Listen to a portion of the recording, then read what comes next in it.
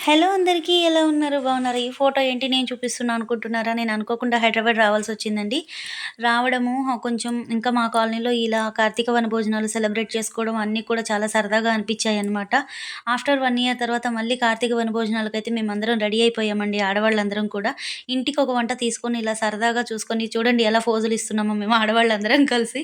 చాలా అంటే చాలా సరదాగా ఉంది ఇలా చేసుకోవడం. చూసారు కదా! వంకాయ టమాటా, పప్పు, బెండి ఫ్రై, పాపడాలు, అన్నం, సాంబార్, పప్పు, పచ్చడి అంటూ అబ్బో!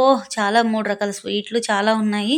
ఇలా అన్నీ తీసుకొని అందరం సరదాగా వండుకొని చాలా రోజుల తర్వాత ఇలా కలుసుకున్నామనమాట. ఎందుకు అంటే మా కాలనీ మొత్తం హెల్త్ ఇష్యూస్‌తోసి అప్‌సెట్ అయిపోయి మొన్నటి వరకు చాలా ప్రాబ్లమ్స్‌లో ఉండి చాలా వరకి ఫేస్ చేసిందనమాట.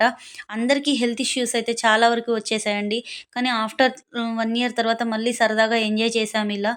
ఎందుకు అంటే దసరా ఎంజాయ్ చేయలేదు. దీపావళి, నవరాత్రులు ఏమి ఎంజాయ్ చేయలేకపోయాము.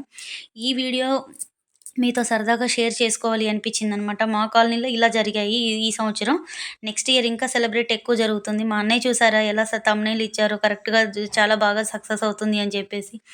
ఇక్కడ ఆడవాళ్ళకి ఎంత ఇన్‌స్పిరేషను ఏంటి అనేది మీకు తెలుసుకోండి. కార్తీక మాసంలో భోజనాలు ఉల్లిపాయలు, అల్లం వెల్లుల్లి, మసాలాలు లేకోకుండా చేసుకున్న వంటలు ఎంతో ఆరోగ్యంగా ఉంటాయనడానికి ఈ కార్తీక మాసం చాలా నిదర్శనం అండి.